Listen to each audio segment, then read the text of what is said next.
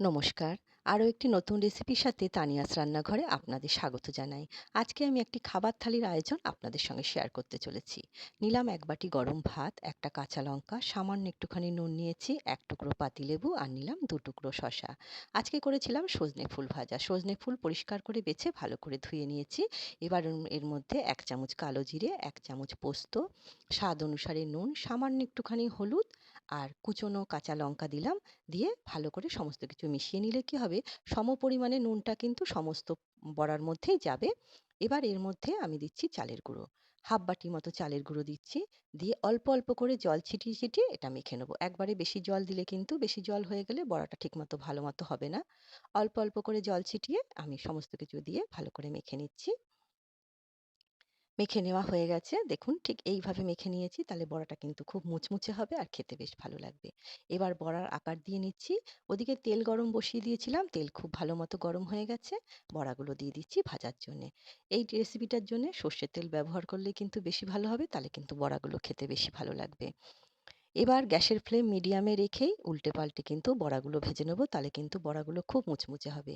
গ্যাসের ফ্লেম মিডিয়ামে রেখেই আস্তে আস্তে বড়াগুলো ভেজে নিলে বেশ মুচমুচে হবে আর খেতেও বেশ ভালো লাগবে। উল্টে পাল্টে বড়াগুলো আমি ভেজে নিচ্ছি। দেখুন বড়াগুলো ভেজে নেওয়া হয়ে গেছে। তৈরি হয়ে গেল মুচমুচে সজনে ফুলের বড়া। এবার বড়াগুলো আমি নিয়ে নিচ্ছি। এখানে আমি ৪ টে বড়া নিয়ে নিলাম। আর করেছিলাম তেলকই। কই মাছ পরিষ্কার করে ধুয়ে নিয়েছি। একজন কমেন্ট করেছেন মাছগুলো কাটা হয়নি।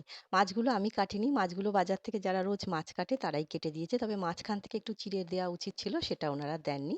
যেভাবে দিয়েছিল আমি সেইভাবেই রান্নাটা করেছি। পরিষ্কার করে ধুয়ে এর মধ্যে নুন হলুদ মাখিয়ে মাছটা খুব ভালো করে ম্যারিনেট করে নিচ্ছি।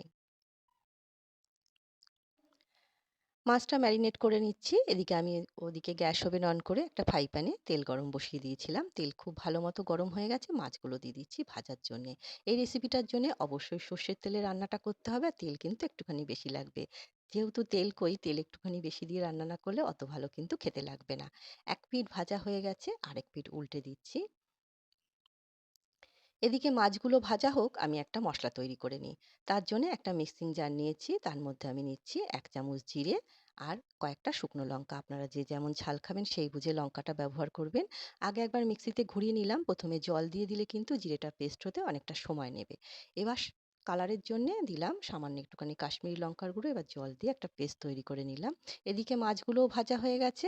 ওই তেলের মধ্যে ১ চামচ দিলাম কালো জিরে, ফোড়নটা একটুখানি ভেজে নিয়ে বেটে রাখা মশলাটা দিয়ে দিচ্ছি। দিয়ে এবার স্বাদ অনুসারে নুন আর হলুদ দিয়ে খুব ভালো করে কষিয়ে নিতে হবে। এই মাছটা কিন্তু অনেকভাবেই রান্না করা যায়। এই পেস্টটা তৈরি করার সময় এর মধ্যে কিন্তু অনেকে রসুন ব্যবহার করেন, আপনারা চাইলে রসুনও দিতে পারেন, বা অনেকে পেঁয়াজ, রসুন, আদা, ধনের গুঁড়ো, জিরের গুঁড়ো সমস্ত কিছু দিয়েই করতে পারেন। কোনো অসুবিধে নেই। যে যেরমভাবে খেতে পছন্দ করেন সেইভাবেই কিন্তু এই মাছটা রান্না করা যায়। আমি এইভাবে করেছিলাম, তাই রেসিপিটা আজকে আপনাদের সঙ্গে এইভাবেই শেয়ার করলাম।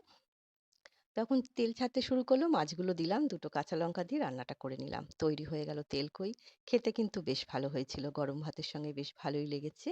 আর শেষ পাতে খাওয়ার জন্য রেখেছিলাম একটা গুড়ের সন্দেশ আর ১ গ্লাস জল তো আছেই।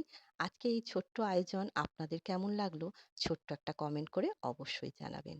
সবাই সুস্থ থাকবেন, ভালো থাকবেন। দেখা হবে পরে একটি নতুন রেসিপির সাথে।